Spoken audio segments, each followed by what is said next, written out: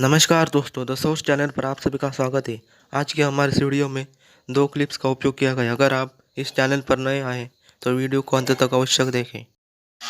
जरा ये तस्वीर देखिए, कसम से जो क्लासिकल सीन लाल टोपी वाले भैया ने प्रस्तुत किया है, इसके लिए इसे भारत रत्न मिलना तो चाहिए ही।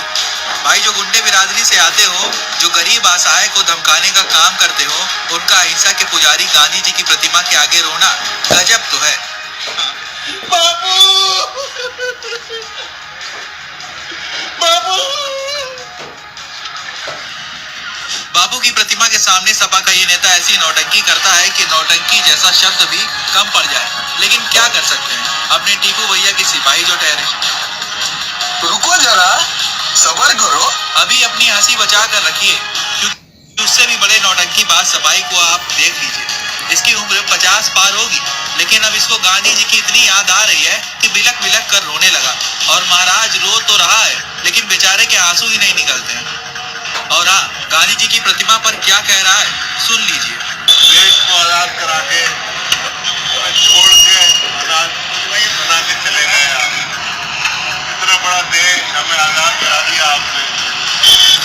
और ये सांसद है टोटी चोर की पार्टी से, नाम है एसटी हसन। ये महाराज राष्ट्रगान ही भूल गए और सांसद बन बैठे हैं।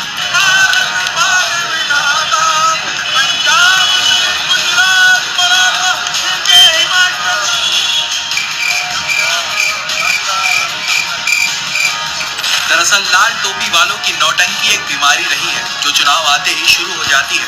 पहले ये अपनी औकात दिखाते हैं और जब चुनाव नजदीक आते हैं तो अपनी नौटंकी दिखाना शुरू कर देते हैं।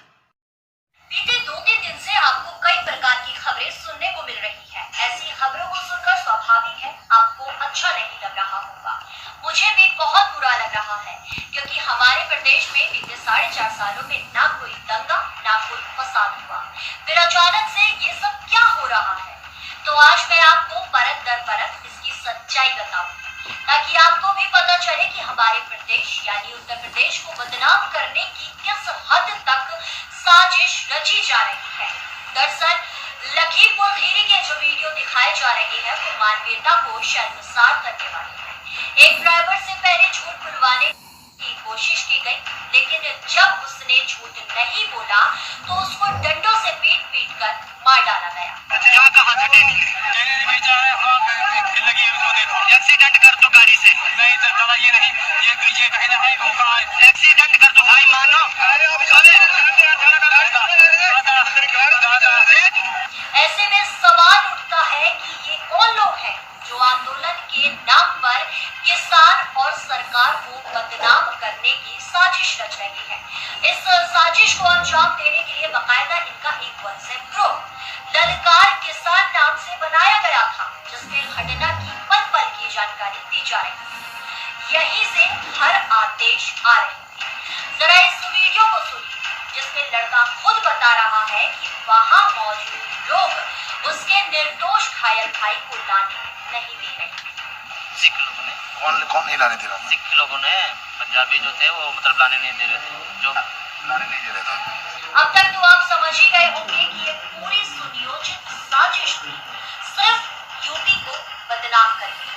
ऐसे लोगों से सावधान रहिए, क्योंकि अब ये लोग हर हाल में यूपी को बदनाम करके अपनी राजनीति चमकाएंगे। मजलिस इत्तेहादुल मुस्लिमीन है, अंग्रेजी में आपको समझाने के लिए ऑल इंडिया मजलिस इत्तेहादुल मुस्लिमीन है। कोई भी जरूरत पड़े आपको, तन मन धन से केजरीवाल भी और दिल्ली सरकार भी पूरी तरह से बखौर के साथ है। ला इलाहा इल्लल्लाह मोहम्मद रसूलुल्लाह शकुर के बारे में बोलना। सेक्युलर इस शब्द को साल 1976 में इमरजेंसी के दौरान पवित्र संविधान की प्रस्तावना में शामिल किया गया। इस बात पर कोई दो राय नहीं कि भारत एक धर्मनिरपेक्ष देश है। यहाँ हर धर्म, संप्रदाय, जाति, वर्ग के लोग समान रूप से रहते हैं। लेकिन देश की बेईमान राजनीतिक पार्टियां एक ही वोट बैंक की ओर भागते हैं। इन ठगबंधियों को सिर्फ एक ही फॉर्मूला आता है, अल्पसंख्यक। जी हाँ, अल्पसंख्यकों के वोट के लिए सेकुलरिज्म का मुखौटा पहनकर तुष्टीकरण की राजनीति करना। दिल्ली की केजरीवाल सरकार स्वास्थ्य सुविधा, जल भराव, डीटीसी के घाटे जैसी मूलभूत समस्याओं को नजरअंदाज कर 94 करोड़ की रकम हज हाउस बनाने में खर्च कर रही है। दीदी ने तो उच्च शिक्षा बजट से भी अधिक रकम मदरसों को दे दी। यही नहीं, मुहर्रम के लिए दुर्गा विसर्जन पर भी रोक लगा दी थी।